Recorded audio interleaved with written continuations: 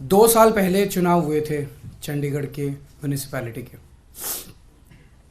उसके आंकड़े ये हैं कि 13 हमारे काउंसलर हैं, 7 कांग्रेस के हैं, 15 इनके हैं और एक अकाली दल का है जो इनके साथ है, तो 16 इनके हैं।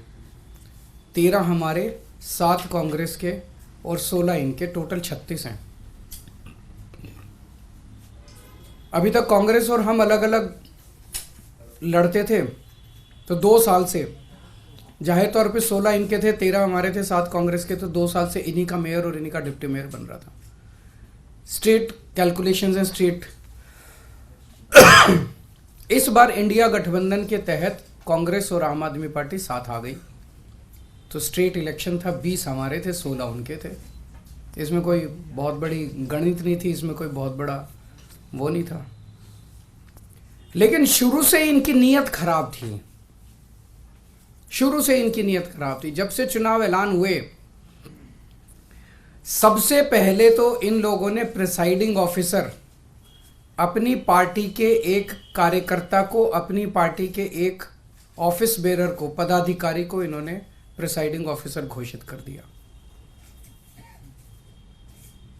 उसके बाद जब चुनाव की तारीख तय हुई, 18 जनवरी को चुनाव था, अचानक 18 जनवरी को इनका पदाधिकारी जो था, ये प्रिसाइडिंग ऑफिसर, ये बीमार, बोला मैं बीमार हो गया, अस्पताल में चला गया और चुनाव इंडेफिनेटली टाल दिए गए। हम कोर्ट गए और कोर्ट से हम लोग तारीख तय करवा के लाए। इस दौरान इन्होंने हमारे और कांग्रेस के काउंसलर्स को खरीदने की, डराने की, धमकाने की बहुत कोशिश की, जैसे कि पूरे देश भर में करते ही हैं। इनकी फितरत है, हर जगह करते हैं। लेकिन किस्मत से एक भी नहीं टूटा और आज चुनाव हुए, चुनाव होने थे, चुनाव हुए। कोर्ट के डायरेक्शंस के बावजूद इन लोगों ने जो बदमाशी की, हम सब देखते हैं कि चुनाव तो हुआ, लेकिन जब चुनाव के वोटों की गिनती होती है, चाहे राज्य स्तर का चुनाव हो, चाहे देश का चुनाव हो, गिनती के वक्त हर पार्टी का एजेंट वहां बैठा होता है। ट्रांसपेरेंट तरीके से गिनती होती है, सबके सामने वोटों को ऐड वो किया जाता है, वोट मशीन खोली जाती है, मशीन का नंबर बताया जाता है, दिखाया जाता है। उसके बाद वोट जब उसको टोटल किया जाता है, मशीन का दिखाया जाता है भाई किस पार्टी को कितने वोट मिले, सब कुछ दिखाया जाता है। और सारी पार्टियों के एजेंट बाकायदा अच्छे से देखते हैं। यहाँ भी प्रोसीजर ये था, कानून में ये था कि हर पार्टी का एजेंट वहाँ बैठेगा और पार्टी का एजेंट को, जैसे दिल्ली में भी एमसीडी के चुनाव हुए, एमसीडी के मेयर का चुनाव हुआ, वो भी बैलेट पेपर से होता है, तो वो सारे एजेंट बैठते हैं, एक एक वोट बाकायदा सभी एजेंट्स को दिखाए जाते हैं।